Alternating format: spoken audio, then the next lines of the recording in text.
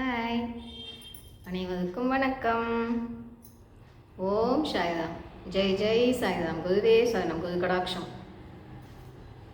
இன்றைக்கி எதை பார்க்கலான்னா, மனதை லேசாக வைத்துக்கொள்வது எப்படி பார்க்கலாங்களா? இப்போ நாம் என்ன பண்ணுறோன்னா, எல்லாம் நம்மளால் தான் நடக்குது, எல்லாமே நம்மளால் தான் நடக்குது அப்படின்ட்டு நம்ம சுமையெல்லாம் நாமளே சுமந்துட்டுருக்கோம் இல்லைங்களா? அப்போ என்ன பண்ணணும்? பகவான் பாதத்தில் நம்ம சுமையெல்லாம் ஒப்படைச்சிடணும். அப்போ தான் நம்ம மனசை லேசாக வச்சுக்க முடியும். சரிங்களா? எல்லாம் என்னால் தான் நடக்குது, எல்லாம் என்னால் தான் நடக்குது அப்படின்னு சொல்லிக்கிட்டே இருந்தோன்னு வைங்களேன், சுமையை நாமளே தான் சுமந்துட்டுருக்கணும். பகவான்கிட்ட எப்போ ஒப்படைக்கிறோமோ அப்போ தான் நாம் ஃப்ரீயாக டென்ஷன் ஆகாமல் சுமை இல்லாமல் இருக்க முடியும். சரிங்களா? எல்லாமே அவன் செயலில் நடக்குது. என் செயலாவது ஏதுமில்லை அப்பா, அனைத்தும் உன் செயலே அப்படின்னு சொல்லிட்டு பகவான்கிட்ட நம்ம சரணாகதி அடையும் போது மட்டுமே நாம் ஃப்ரீயாக இருக்க முடியும், சுமை இல்லாமல் இருக்க முடியும். சரிங்களா? நாம் என்ன பண்ணுவோம்? எல்லா சுமையும் உள்ளுக்குள்ளே போட்டுக்கிட்டு சுமந்துக்கிட்டே இருப்போம். நம்ம மேலே தானே தப்பு? சொல்லுங்கள் பார்க்கலாம். பகவான்கிட்ட ஒப்படைச்சிடுவோமா? ஓகே. இப்போ என்ன சொல்கிறதுன்னா, இப்போ நம்மளுக்கு நம் மனதுக்கு அதிகமான அந்த மன அழுத்தத்தை கொடுப்பது யார், கஷ்டத்தை கொடுப்பது யாருன்னு யோசிங்களேன். நாமளே தான். இப்போ யாருனாச்சும் நம்மளை திட்டுறாங்கன்னு வைங்களேன், அவங்க அதை ஒரு தடவை தானே திட்டுவாங்க. அதோடு மன்னிச்சு விட்டுட்டோன்னு வைங்களேன், ½ செகண்டில் அது காணாமல் போயிடும். அப்படி செய்வோமா நாங்கள்? இல்லையே. அதை அப்படியே மனசில் வச்சுட்டு பதிவு பண்ணி வச்சுட்டு அப்போ ஒரு தடவை நடக்கிற அந்த விஷயத்தை பல தடவை யோசித்து யோசித்து யோசித்து யோசித்து அதை மனசுக்கு கஷ்டத்தை கொடுத்துக்கிட்டே இருக்குது. அது யாருன்னா நாம தானே. அப்போ மற்றவங்களால் நம் மனது அதிகம் பாதிக்கப்படுதா இல்லை நம்மளால் நம் மனது அதிகம் பாதிக்கப்படுதான்னு பார்த்தோம்னா, நம்மளால் தான் அதிகமாக பாதிக்கப்படுது. ஒரு தடவை நடந்துச்சுன்னா அதை அப்படியே விட்டுடுங்க. விட்டால் அதோட அந்த விஷயம் தீர்ந்தது இல்லைங்களா? அது ஏன் தேவையில்லாமல் அது ஏன் பதிவு பண்ணணும்? திரும்ப அதையே நினச்சிட்டு ஏன் நாம் கவலைப்பட்டுக்கிட்டே இருக்கணும்? சொல்லுங்கள் பார்க்கலாம். மன்னிப்போம், மறப்போம், மன்னிப்போம்னு சொல்லிட்டு எல்லா விஷயத்துலேயும் மன்னிச்சு விட்டுடுவோம். அப்போ தான் நாம் சுமை இல்லாமல் அப்போ தான் வாழ முடியும். சரிங்களா? இப்போது மகாபாரதத்தில் பார்த்திங்கன்னா, அந்த பகடை விளையாடுவாங்க இல்லைங்களா? அப்போ துரியோதனர் என்ன சொல்லுவார்? எனக்கு பதிலாக சகுனி விளையாடுவார் அப்படின்னு சொன்னார் இல்லைங்களா? அப்போது இவர் என்ன சொல்லியிருக்கணும்? தர்மர் என்ன சொல்லியிருக்கணும்? இல்லை வேணாம், அவங்கவுங்க விளையாட்டை அவங்கவுங்க தான் விளையாடணும் அப்படின்னு சொல்லியிருக்கணும். அதுவும் சொல்லலை இல்லைங்களா? அப்படி இல்லையா, எனக்கு பதிலாக என்னோடய விளையாட்டை கிருஷ்ணர் விளையாடுவார் அப்படின்னு சொல்லியிருக்கணும் இல்லைங்களா? அதுவும் சொல்லலை. அப்போ என்னாச்சு? கிருஷ்ணா விளையாடுவாருன்னு சொல்லியிருந்தாங்கன்னா அந்த கதை அப்பயே தீர்ந்தது தானே. யோசிங்க. சொல்லலையே. அவர் என்ன நினச்சிட்டாருன்னா, நம்மளால் முடியும், நாமளே ஜெயிப்போம் அப்படின்னு நினச்சிட்டு உட்காந்துட்டார். அது முடியும் தான், இல்லைன்னு சொல்லலை. ஆனால் இப்போ சகுனி அந்த பகடையை மாற்றவும் தானே அது சொதப்பி போச்சு பார்த்தீங்களா? அப்போ சூது பண்ணி ஜெயிச்சிட்டாங்க. அப்போ மற்றவங்க அதை சூது பண்ணுறாங்களா இல்லையா, அதில் ஏதாவது சதி பண்ணுறாங்களா இல்லையான்னு நம்மளால் கண்டுபிடிக்க முடியாதுல்ல. பகவானுக்கு தெரியுமோ இல்லையோ. அப்போ கிருஷ்ண பரமாத்மா விளையாடுவார் அப்படின்னு சொல்லியிருந்தாங்கன்னா அந்த கதை அப்பயே முடிஞ்சது இல்லைங்களா?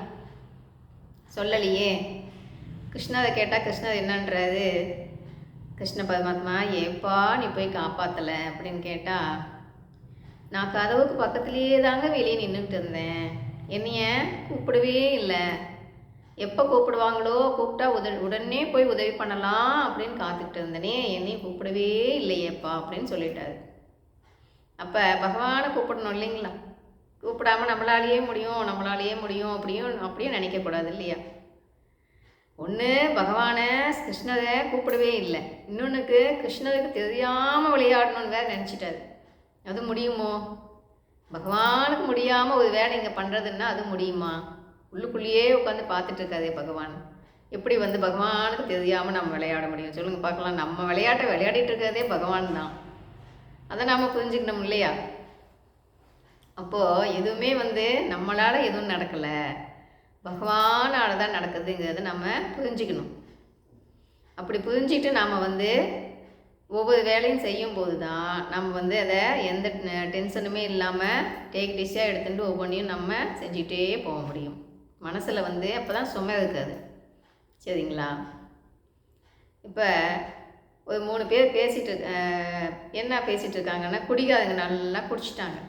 குடிச்சிட்டு கால் டாக்ஸியில் போய் வீட்டுக்கு போய் இறங்கிக்கலாம் அப்படின்னு நடக்கவே முடியல. ஃபுல்லாக போய் 3 பேருமே போய் கால் டாக்ஸியில் உட்காந்துக்கிட்டாங்க.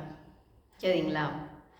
போய் உட்காந்துட்டு அப்போ வீட்டுக்கு கொண்டு போய் விடு டிரைவர்கிட்ட சொல்லிவிட்டு உட்காந்துக்கிட்டாங்க. அவன் பார்த்தான், டிரைவர் பார்த்தாரு. பார்த்துட்டு ஃபுல்லாக போதை. என்ன பண்ணாது, அப்படியே வந்து இன்ஜினை ஸ்டார்ட் பண்ணுறாப்புல பண்ணிவிட்டு உடனே ஆஃப் பண்ணிவிட்டு வீடு வந்துடுச்சு இறங்கிக்கோங்க அப்படின்னு சொல்லிட்டாரு. அப்படின்னு சொன்ன உடனே ஃபஸ்ட்டு ஒருத்தன் என்ன சொன்னான், தேங்க்யூ அப்படின்னு சொல்லிட்டு இறங்கிட்டான். ரெண்டாவது அவன் வந்து என்ன சொன்னான், பணத்தை கொடுத்துட்டான். சரிங்களா? மூணாவது ஆள் என்ன பண்ணால் சப்புன்னு கன்னத்துலேயே அதை கொடுத்தான்.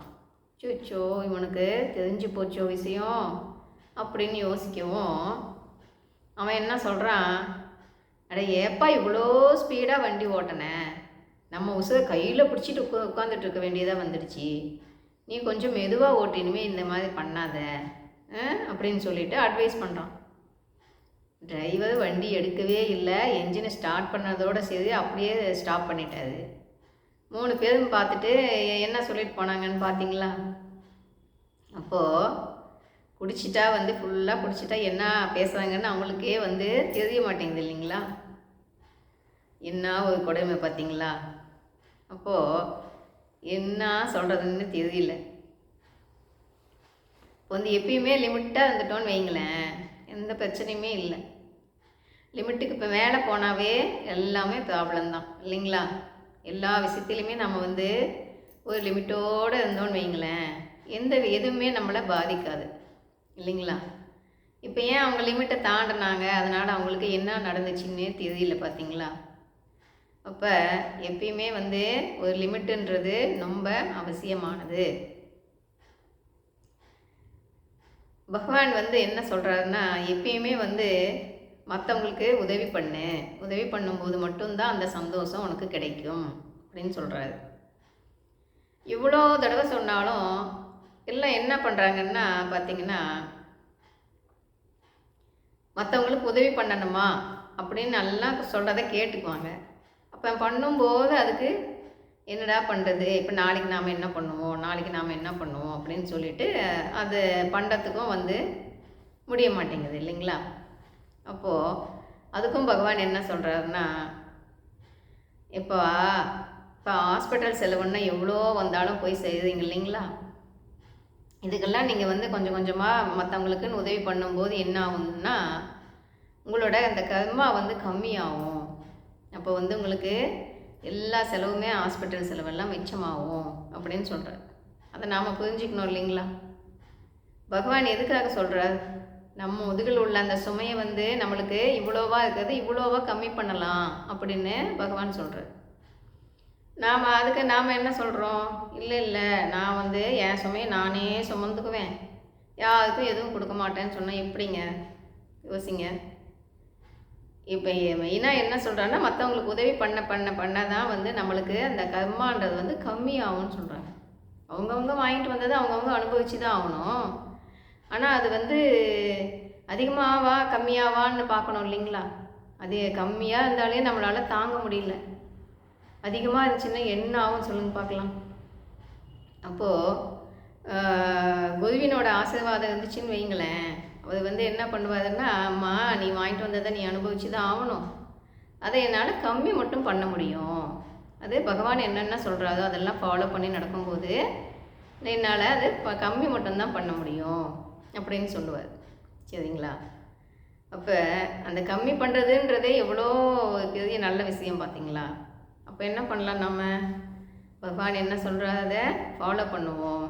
மற்றவங்களையும் சந்தோஷமாக வச்சுக்கலாம், நாமளும் சந்தோஷமாக வாழ்வோம். அதில் தான் வந்து உண்மையான மகிழ்ச்சி அதில் தான் பார்க்க முடியும். சரிங்களா? பகவான் சொல்கிறத ஃபாலோ பண்ணுவோம், ஹாப்பியாக வாழ்வோம். விடாமுயற்சி வெற்றி கொடுக்கும், ஏற்ற நிச்சயம். பாய். கேட்டதுக்கு நன்றி.